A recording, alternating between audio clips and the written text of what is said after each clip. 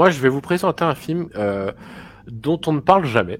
Clairement, je n'ai jamais entendu personne en parler sur les différents live ou chaînes YouTube que j'ai pu suivre. Alors après, je regarde pas tout YouTube non plus. Je passe pas ma vie à ça, mais en tout cas, c'est un film que j'ai apprécié, que j'ai découvert. Alors pour le coup, lui, je l'ai totalement découvert en vidéoclub parce que pareil, un soir, je sais pas trop quoi regarder, et en fait, je vois l'acteur principal et je me dis mais tiens, c'est l'acteur que j'ai vu dans Fast and Furious et dans Pitch Black, que je venais de découvrir aussi, qui a été une claque aussi pour moi.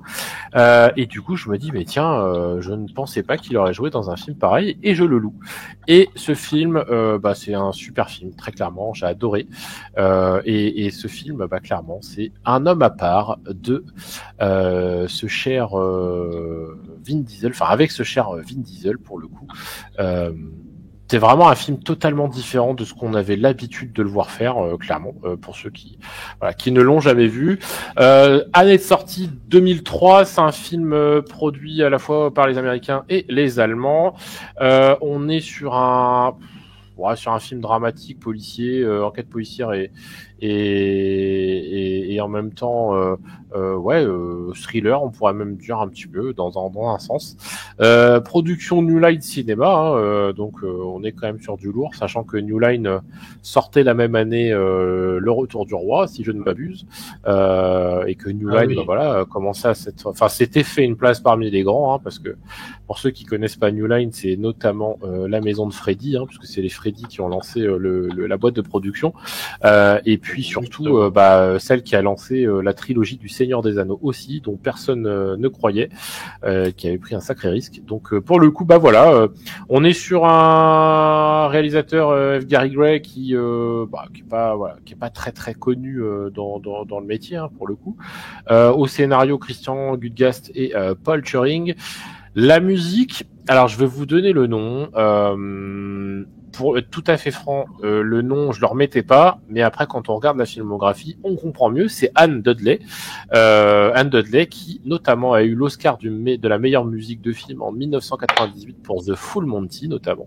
Elle a fait aussi American History X, Tristan et Isolde, Mamma Mia 1 et 2, et Les Misérables de 2012 aussi, qui était un peu aussi très orienté musical, avec notre cher ami Wolverine dedans, Hugh Jackman. Au niveau du casting, forcément, comme vous pouvez le constater, on est avec un casting alors quelques têtes connues dans des rôles un peu comme ça de gangsta mexicanos, etc., puisque c'est un film avec un baron de la drogue, etc., etc. Donc on est quand même clairement dans quelque chose d'habituel, selon certains comment dirais-je, acteurs que vous pouvez découvrir sur l'écran. On a donc Vin Diesel qui joue le rôle de Sean Vetter, donc c'est le rôle principal. Sean Vetter qui est un policier des stupes, il me semble. On a aussi Lawrence Tate qui joue Demetrius X. On a Timothy Olyphant qui joue Hollywood Jack, donc c'est l'un des personnages rencontrés à travers l'histoire, qui va être qui va jouer un peu le rôle de balance. On a Geno Silva qui joue le rôle de Memo Lucero, et Jacqueline Obradors qui joue le rôle de Stacy Vetter, qui joue donc le rôle de la femme de Vin Diesel. Ça fait aussi bizarre, en effet, de voir Vin Diesel avec un peu de cheveux, pour ceux qui ne l'avaient jamais vu avec un peu de cheveux, avec une barbe et un bouc à un moment donné aussi. Donc il n'y a pas beaucoup de films dans lesquels on le voit comme ça. Au niveau du budget, on est sur un budget de 36 millions de dollars, ce qui est pas foufou, mais pour un film de ce style, c'est pas box office mondial 44 millions de dollars, donc c'est pas non plus un grand succès, mais ça a dû rembourser largement le film. En tout cas, ça en fait pas un flop. Concrètement, pour vous présenter un peu le pitch, Un homme à part, c'est l'histoire de, donc, que je disais, de Sean Vetter. C'est un agent de la DEA, donc c'est ça, des stupes, qui est déterminé et implacable, un peu un incorruptible, si je puis dire.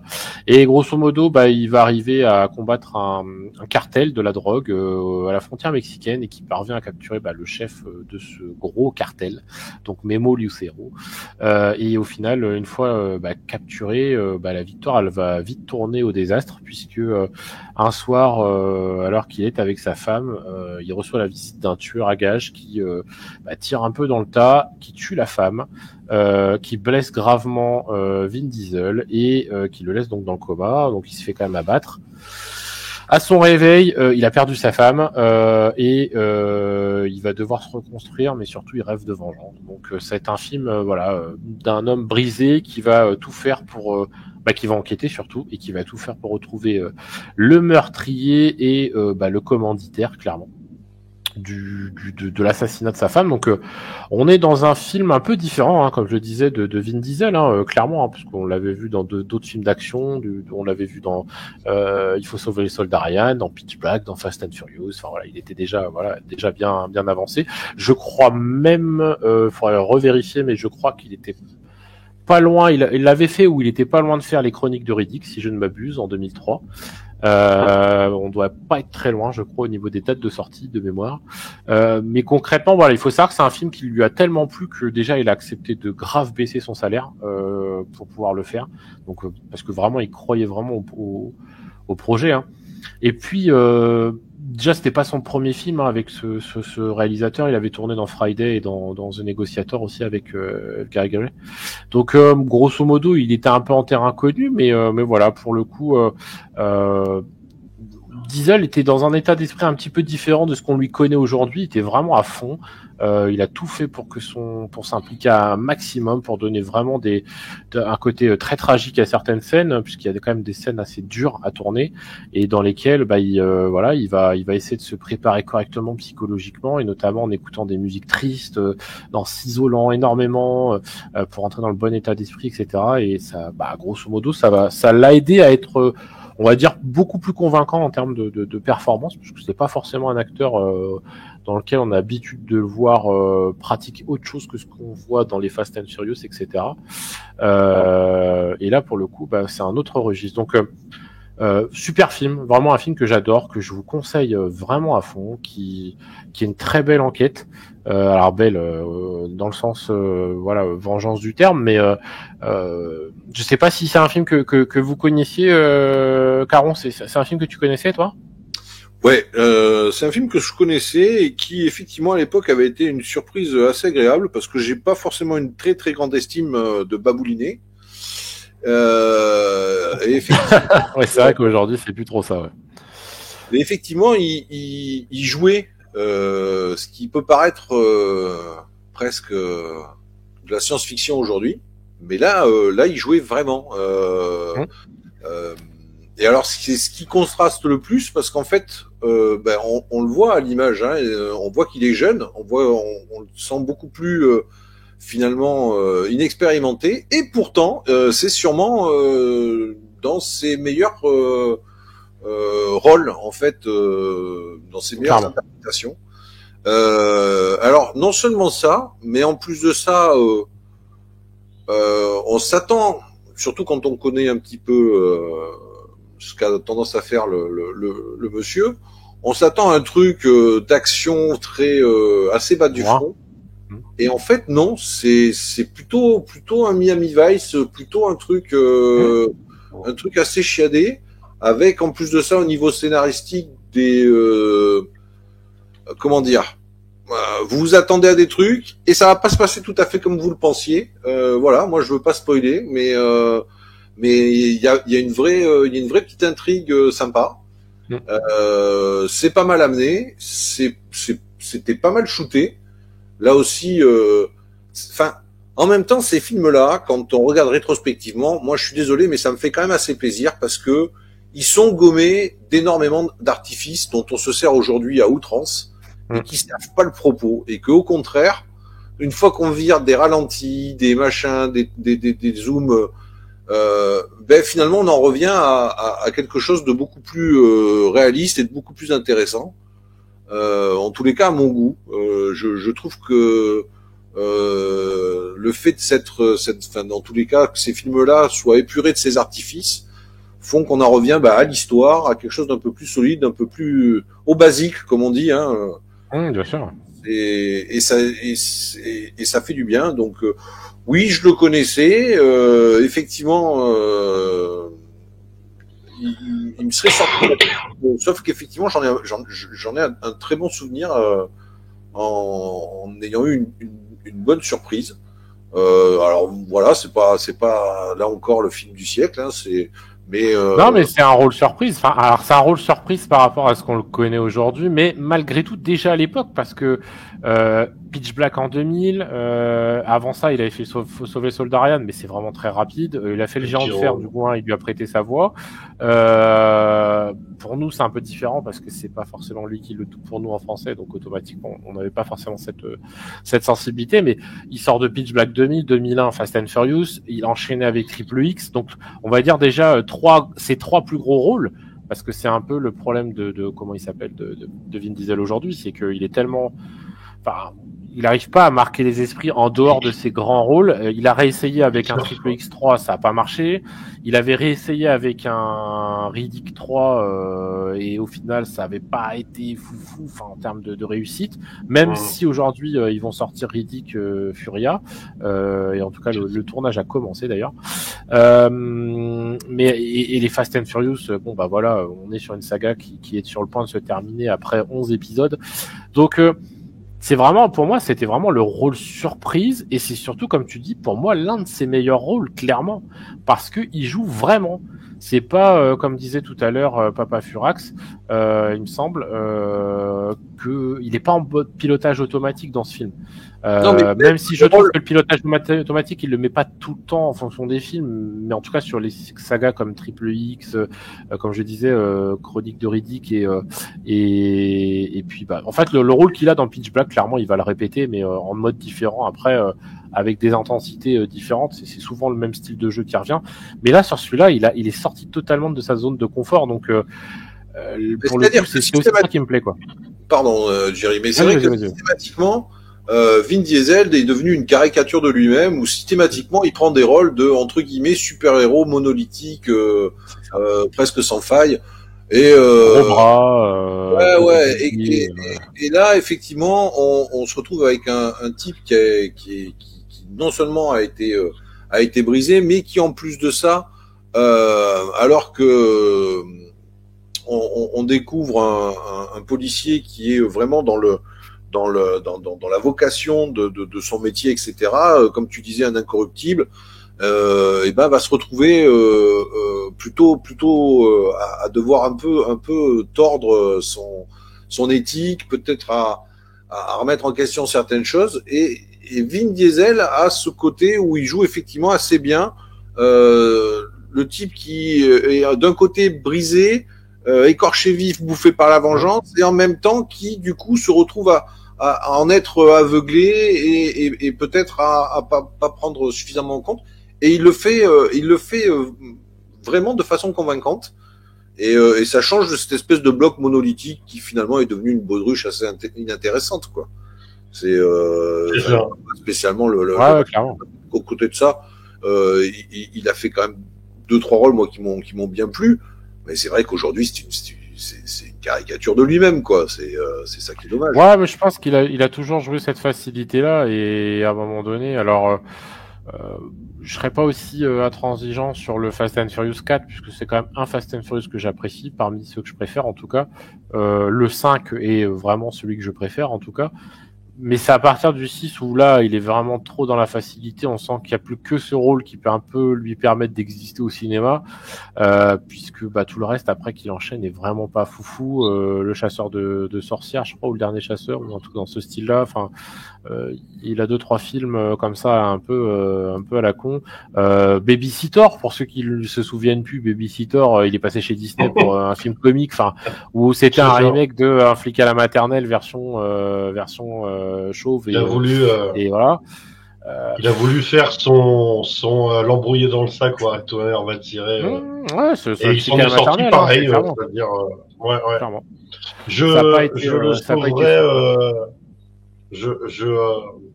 me permettrais juste de dire que moi, par contre, je l'ai trouvé très très bien. Pareil, je suis comme Caron et tout, hein. Je suis pas du tout un aficionado du gars, mais je l'ai trouvé très très bien, mais vraiment bluffant et tout, dans Jugez-moi coupable de Sidney Lumet. Ouais, exactement. Où il joue un mafieux justement qui choisit de se défendre lui-même et de pas prendre d'avocat. Et là, j'ai pris une bonne claque aussi. J'ai dit un peu comme tu disais tout à l'heure. Là, il joue quoi. Et là, pour le coup, il a des cheveux aussi. Il s'était laissé pousser les cheveux encore plus que dans Un homme à part. Peut-être que du coup, il y a un lien de cause à effet. Alors, je suis désolé pour toi, Jerry. En fait, alors, dans les cheveux, quoi. Je sais pas. Ah, quand il a des cheveux, il est pas mauvais. Et tu remarqueras que dans Un homme à part, il a la même taille de cheveux que moi. Hein, donc bon, hein, ça peut passer. Ça peut passer. Ouais, non, mais clairement. Et pareil. Alors, il n'avait pas été foufou, moi, sur Babylon AD de Mathieu Kassovitz. Moi, j'avais pas forcément aimé.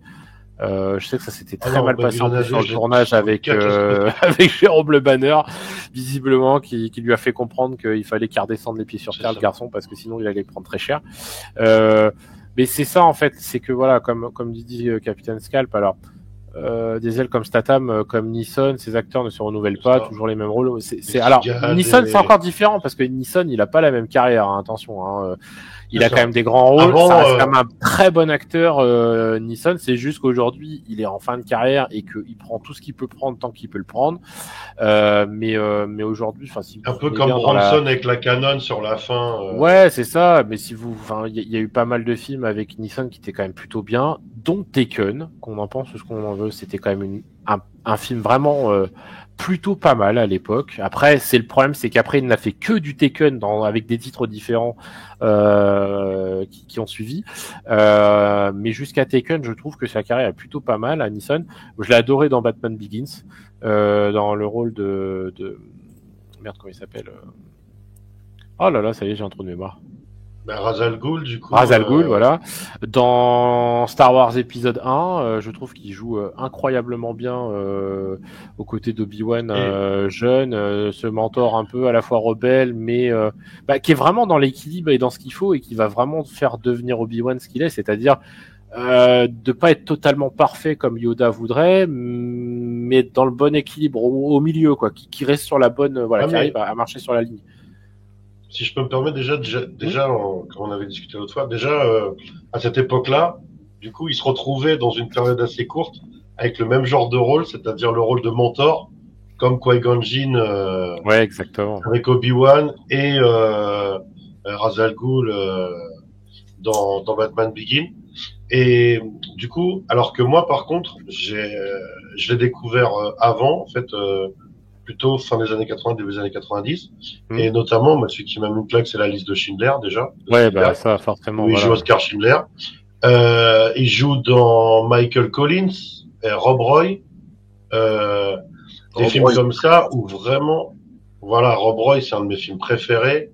Michael Collins aussi, sur l'indépendance irlandaise.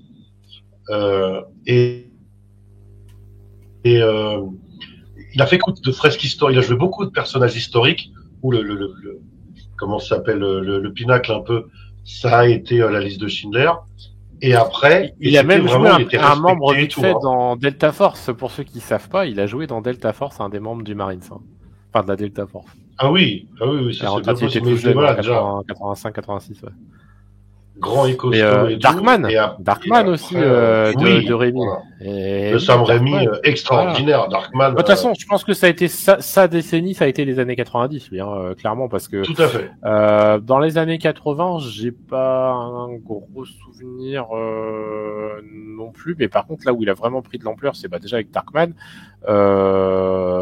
Mais derrière, il a joué aussi La Liste de Schindler, comme tu disais, où il a vraiment montré de quoi il était capable. Il a joué dans Les Misérables aussi, où c'est lui qui jouait Jean Valjean dans le film de Jean Valjean.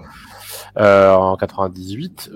Qu'est-ce qu'il y avait d'autre? Bon, Star Wars épisode 1. Antise, pour ceux qui l'ont vu, que j'avais pas trouvé si mal que ça. Catherine Zeta-Jones et tout. Exact. K-19 aussi.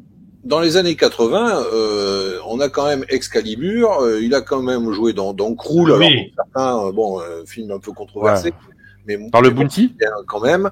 Il y a quand même avec Clint Eastwood dans La Dernière Cible. Le Bounty aussi, dans Ah le ouais. Bounty de Roger Roger Donaldson, avec Anthony Hopkins et Mel Gibson. Mais Oui, même, oui. ceci dit, même dans les derniers, alors même si effectivement maintenant il pantoufle un petit peu toujours dans le même style de rôle qui lui va pas mal, hein, d'ailleurs. Enfin, il le fait bien après. Y a pas Oui, de... mais bon, c'est répétitif et bon, à la longue, on regarde même pas le film du coup parce que Tout au à fait. final, on en a un peu ras-le-bol, quoi. Il y a quelques films qui sont vraiment pas mal dans les derniers sorties. J'ai plus le titre en tête, mais il y en a un que j'ai vu où il joue un tueur à gages entre autres pour un. Ça se passe en Irlande et il est confronté à des gars de l'IRA et Ouais. c'est pas mal du tout. C'est vraiment c'est d'ailleurs le film donne bien l'ambiance, donne bien le et il y en a des vraiment pas mal. Je trouve qu'à chaque fois, en tous les cas, il y a un petit côté intéressant malgré tout dans ce qu'il propose, même aujourd'hui, même si effectivement il pantoufle. Je trouve qu'il y a des trucs pas mal. Il y a un truc où il jouait un ancien de la CIA ou je sais pas quoi, mais qui est atteint d'Alzheimer. Il y a des petits trucs pas mal. Il y a des trucs pas mal. Moi, j'avoue qu'après Taken 3, j'ai un peu arrêté de regarder ces films. Parce que comme je t'ai dit, c'est très souvent les mêmes qui reviennent, donc Ou pour un le mois. coup, ça J'ai a arrêté à tendance. Taken 1. Ouais, J'ai même après, pas vu moi, le deux. j'avais quand même regardé les deux autres, hein, mais bon, c'est juste pour dire, tu t'occupes une soirée histoire de dire, mais c'est vrai que, enfin, après, voilà, il est quand même capable d'avoir, on le revoit vite fait dans The Dark Knight Rises, mais c'est un caméo, donc c'est encore autre chose. Tekken 2, bon, Battleship, on va pas en parler. La colère des Titans et le choc des Titans. Alors, choc des Titans que j'ai beaucoup aimé, de Louis Leterrier. Oui, il joue un des dieux. Il joue Zeus Zeus. dedans, ouais. Il y avait le territoire des loups qui était pas trop mal, ou sans identité aussi. Donc après, voilà, mais enfin, en même temps, on est toujours un peu dans le même style. L'agence touriste. Alors tiens, typiquement, Ah oui. je sais que c'est un film qui est pas forcément très apprécié de tout le monde. Mais pour moi, l'agence touriste, c'était un très bon film, j'ai adoré. Et pour le coup, je le trouve plutôt bon dans le rôle d'Hannibal. C'est un Hannibal un petit peu plus moderne, mais je le trouvais plutôt pas mal. D'ailleurs, je trouve que Bradley Cooper est vraiment très bon aussi dedans. Donc après, oui, c'est sûr, quand on a connu l'agence touriste étant petit en série télé, etc., avec Mr. T, etc. Bon, bah voilà, mais Ah, c'est ça. je le trouvais pas dégueulasse le film en tout cas. Il était plutôt sympa. Mike, c'était un film que tu connaissais, ça, Un homme à part? Oui, et ben même comment ça s'appelle pareil que pour Solomon Kane tout à l'heure, donc découvert en DVD à l'époque où je matais tout de manière compulsive et pareil ah oui si tu veux premier jour où j'ai pris ma carte pour le vidéoclub il m'appelait par mon nom de famille en fait et au bout de 2 jours j'avais déjà loué 10 DVD donc il m'appelait Mike directement. J'étais devenu un gros client, il me mettait les nouveautés de côté parce qu'il savait que j'allais arriver pour venir la louer et tout. Enfin, c'était un truc de malade. Et oui, comme un peu comme vous disiez tout à l'heure, c'est-à-dire plutôt bonne surprise dans le registre général de Vin Diesel. Après, mais même un peu même constat que tout à l'heure avec Solomon Kane. C'est je sentais que enfin pour moi c'est comment ça s'appelle, c'était un film un petit peu random quoi, c'était un film un petit peu random et